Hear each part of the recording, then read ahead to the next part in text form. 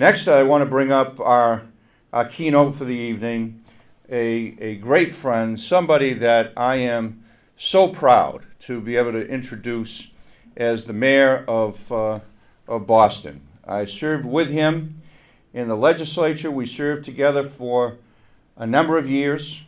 He has been an extraordinary public servant, an individual that has come out of the labor movement, the construction trades, cares very deeply about working families here in first his district, in his neighborhood where he grew up, but here in this wonderful city of Boston. He is just part and parcel of everything that is about community, hard work, and cutting edge resources as we look to the future. He has made quite a name for himself in the Massachusetts legislature, an extraordinary ability to work with colleagues in government, in the private sector, the business community, the nonprofit sector, and I must tell you, as somebody who has looked at his efforts from the outside of Boston, looking in, because, down in southeastern Massachusetts near Rhode Island, we have to look up at Boston once in a while and say, wow, but he has just done an extraordinary job in his brief time as the new mayor of the city of Boston. I want to say this as I introduce him, and I've told some of you this evening. I'm glad I got him to say yes to be with us this evening after he was elected mayor, but before he actually took over doing the job.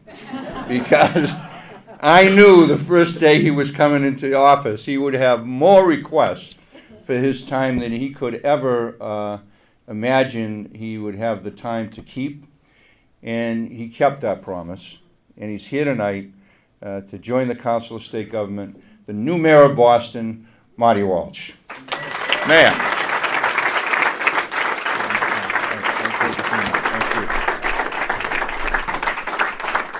Thank you, Senator, and he's absolutely correct on his assessment. I would love him, and I would be here anyway if I could, but the schedule is crazy.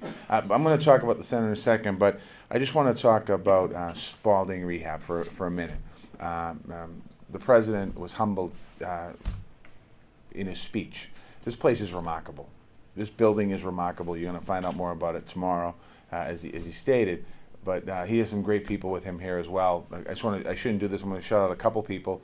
His Chief of Staff, Rebecca Kaiser, who is down there. Yes.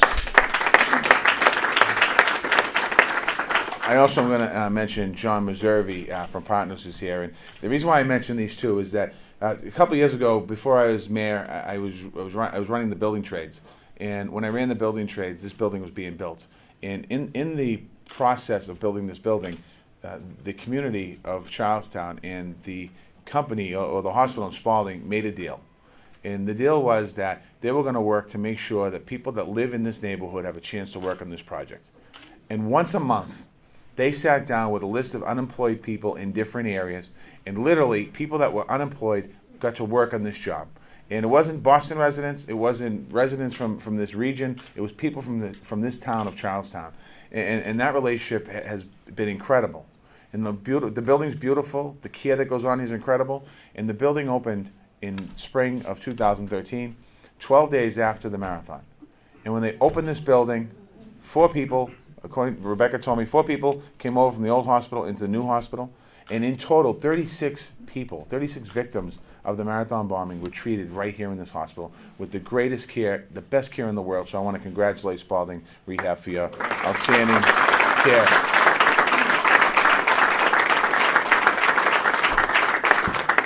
On behalf of the people of Boston, I want to welcome everyone here to our city.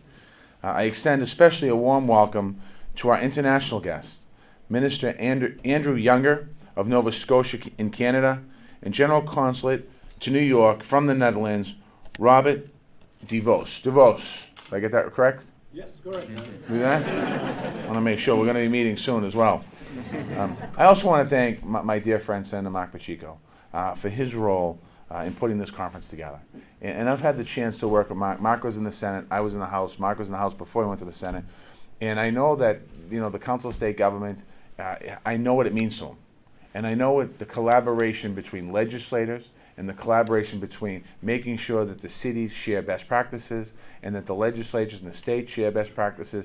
He's been always a strong advocate and supporter. And when he asked me to speak here, I said, absolutely, I want to be here because it's important for not only our state, for our city, our state, our nation, and our region. This is very, very important for all of us here to have groups like you here today. This is an impressive group of leaders from the government, nonprofit, and business communities. And you're addressing a vital issue of concern to our city. I'm so glad that you chose to meet here in the city of Boston. This is one of America's oldest seaports, as you can tell. It might be the oldest. The Constitution is not too far away from this building.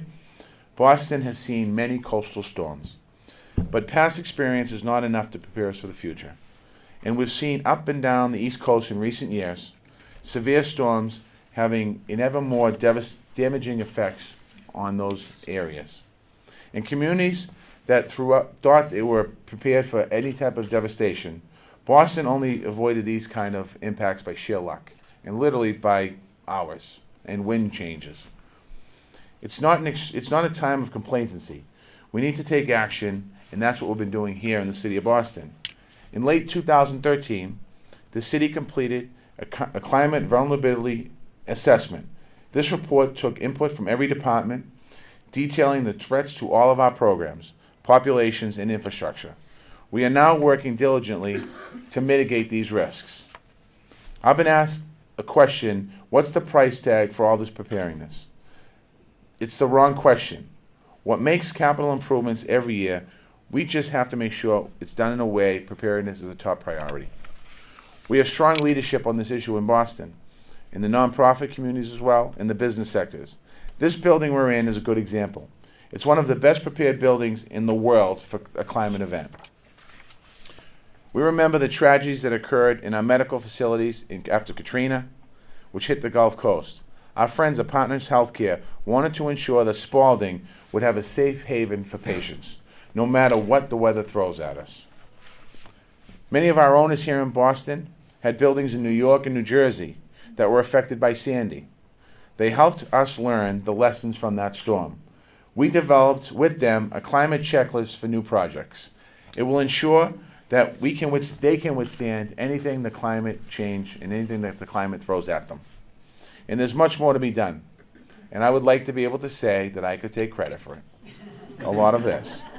But our Chief of Energy and Environment and Open Space, Brian Sweat, who's right here today, will be telling you more tomorrow about the public-private partnerships that we have here in the city of Boston.